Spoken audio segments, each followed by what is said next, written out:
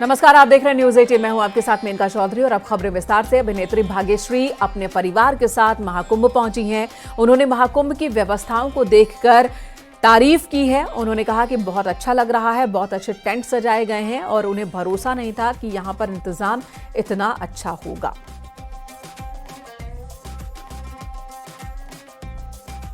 पर आज जो वातावरण है वो अद्भुत है, कुछ अलग ही है।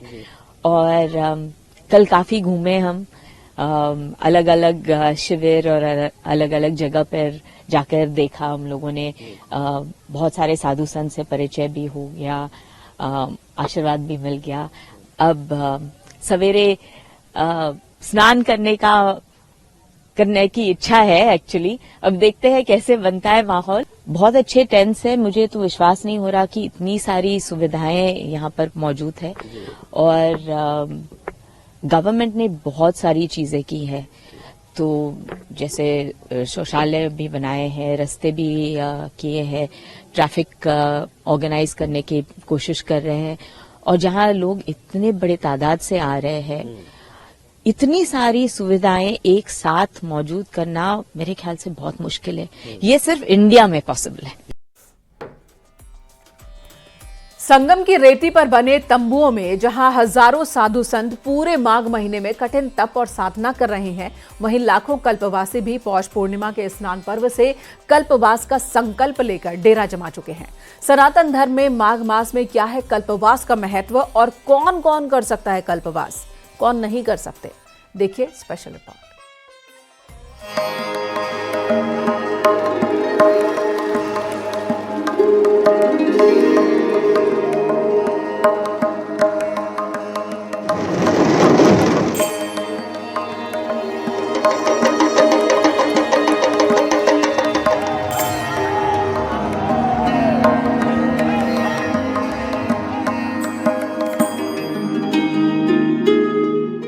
144 वर्षों के बाद पूर्ण महाकुंभ का आयोजन हो रहा है। सनातन परंपरा में माघ मास का विशेष महत्व है। लाखों की संख्या में कल्पवासियों ने महाकुंभ नगर में तंबुओं का शहर बसा रखा है। ऐसी मान्यता है कि माघ मास में सभी देवी देवता तीर्थराज प्रयोग में ही निवास करते हैं। इसी के साथ माघ महीने में पड़ने वाले मकर संक्रांति से ही सूर्य मकर राशि में प्रवेश करते हैं। सूर्य के उत्तरायण होने से शुभ दिन की शुरुआत होती है। मकर संक्रांति के मौके पर संगम में स्नान और दान का विशेष महत्व भी है। यही वजह है कि माघ मेले में बड़ी संख्या में साधु संत भी आते हैं और ठंड के बावजूद एक महीने का संगम की रेती पर कठिन तप और साधना करते हैं यहाँ पर। और पौष पूर्णिमा से लेकर माघी पूर्णिमा तक ये सिलसिला इसी तरह चलता रहता है। जो यहाँ पर श्रद्धालु आते हैं वो इस तरह से यहाँ पर तुलसी और केले का यहाँ पर पौधा लगाते हैं, यहाँ पर पूजन करते हैं और उसके बाद एक जो ये कुटिया है या टेंट कह लीजिए, इसमें उनका पूरा संसार बसता है। और यहाँ जो कल्पवासी होते हैं उनके लिए कुछ कठिन नियम और व्रत होते हैं। यहाँ पर ब्रह्म मुहूर्त में उठना होता है, गंगा स्नान करना होता है और गंगा स्नान के साथ ही साथ यहाँ पर जो दैनिक क्रिया होती है वो पूजा पाठ की होती है, हवन अनुष्ठान किए जाते हैं। आप देखिए कि ये एक टेंट है जिसमें पूरा संसार है, इसी में किचन का सामान है और यहीं पर जो है खाना बनाने का है और इसी टेंट में सोने के लिए भी व्यवस्था है। पूरा कह सकते हैं कि घर जो है वो एक टेंट में सिमट कर चला आता है। इस बार महाकुंभ पौष पूर्णिमा के स्नान पर्व से शुरू होकर 26 फरवरी महाशिवरात्रि के स्नान पर्व तक चलेगा। माघ मास की महिमा का वर्णन शास्त्रों में भी किया गया है। ऐसी मान्यता है कि माघ मास में एक माह तक संगम में रहकर पूजा अर्चना और तप जप करने से अक्षय पुण्य और मोक्ष की प्राप्ति होती है। कल्पवास का प्रारंभ तो ब्रह्मा जी जल में सृष्टि पर ब्रह्मा जी ने प्रारंभ किया था। ब्रह्मा जी ने यहाँ दशमेर यज्ञ किया था जो दशाश्वमेध घाट के नाम से प्रसिद्ध है, जहाँ हम लोग बैठे हैं। दंडी स्वामियों को यही स्थान मिलता है क्योंकि बेणी माधो का दंडी स्वरूप है। सत्यनारायण व्रत के रूप में सत्यनारायण भगवान के रूप में आए थे और जब यज्ञ संपन्न हुआ तो सभी देवताओं ने, ब्रह्मा विष्णु महेश ने ये वर दिया था कि यहाँ जो 1 मास तक कल्पवास करेगा उसे पूरे ब्रह्मांड के जितने तीर्थ हैं उनमें जाने का फल मिलेगा, तीर्थपतियों के दर्शन का फल मिलेगा, स्वयं ब्रह्मा विष्णु महेश के दर्शन का फल प्राप्त होगा। संगम की रेती पर तंबुओं में लाखों श्रद्धालु आकर कल्पवास करते हैं। कल्पवासी 1 महीने तक संगम की रेती पर बने तंबुओं में रहते हैं। इसी दौरान उनकी दिनचर्या नियमित और संयमित होती है। कल्पवासी प्रतिदिन ब्रह्म मुहूर्त में उठकर गंगा स्नान करते हैं। तंबुओं में पूजा अर्चना और भजन कीर्तन भी करते हैं। 1 माह तक जमीन पर सोने के साथ चूल्हे पर बना भोजन ग्रहण कर पूरी तरह से सात्विक जीवन व्यतीत करते हैं। संगम की रेती पर कोई भी सनातनी कल्पवास का संकल्प लेकर कल्पवास कर सकता है। कल्पवासियों को 32 प्रकार के नियमों का पालन करना होता है, लेकिन 4 ऐसे सख्त नियम भी हैं जिसका पालन हर कल्पवासी को करना अनिवार्य है। गंगा में स्नान करें, दिन में 1 बार आहार करें, ब्रह्मचर्य का पालन करें और जमीन पर सोने के साथ ही रात्रि जागरण कर प्रभु की आराधना करें। कल्पवास 3 वर्ष से कर रहे हैं यहाँ पे, और यहाँ से जाने के बाद बहुत तकलीफ होती है माँ को छोड़ने पे।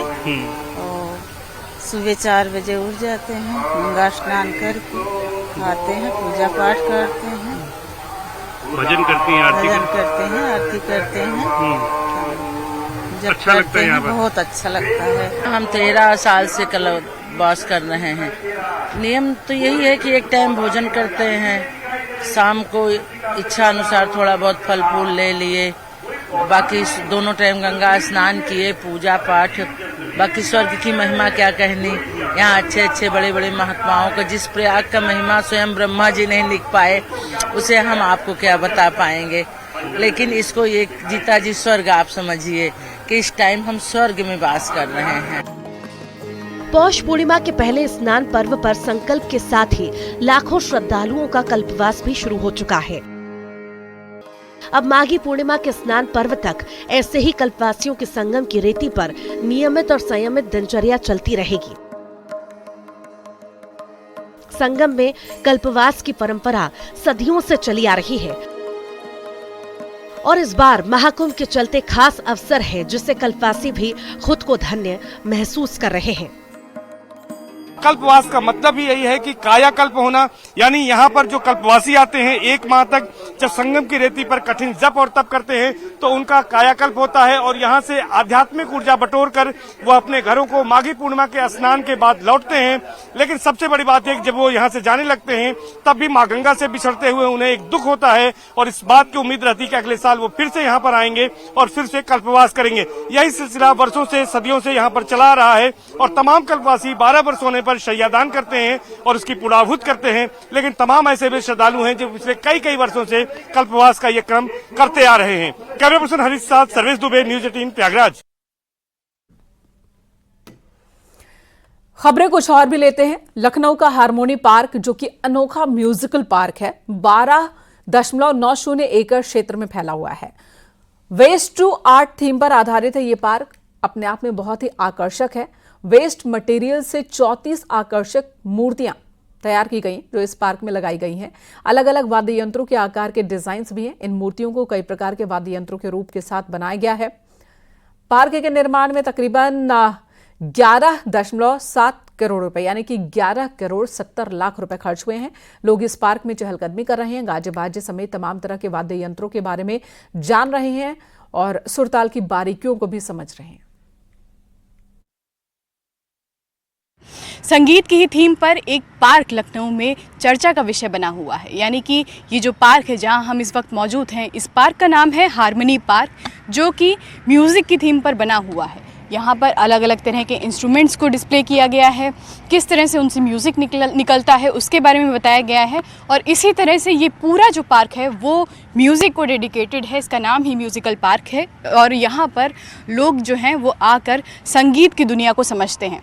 ये जो पार्क है ये पूरा ही पार्क वेस्ट मटेरियल से बना है, वेस्ट टू आर्ट की जो तकनीक है, जो थीम है, उस पर ही बना हुआ है। वैसे तो लखनऊ में कई सारे पार्क हैं जो कि जिनको अब वेस्ट मटेरियल से सजाया जा रहा है, लेकिन ये पार्क बेहद यूनिक है क्योंकि यहाँ पर ये जो तमाम इंस्ट्रूमेंट्स लगाए गए हैं, खास करके संगीत प्रेमियों के लिए बहुत ज़्यादा ज़रूरी है। जैसे कि ये एक इंस्ट्रूमेंट लगा हुआ है, आप देखेंगे कि इस तरह से कुछ बजाने के लिए भी यहाँ पर लगा हुआ है, जिसके इस्तेमाल के साथ में यहाँ पर इसके ज़रिए म्यूज़िक निकलता है। हालांकि हमें इतना अच्छा म्यूज़िक का जानकारी नहीं है, तो फिर हम उसका बता नहीं सकते फ़िलहाल कि किस तरह से इसको इस्तेमाल करते हैं, लेकिन यहाँ पर इसकी पूरी जानकारी दी गई है कि तो ये बेहद यूनिक पार्क है लखनऊ में।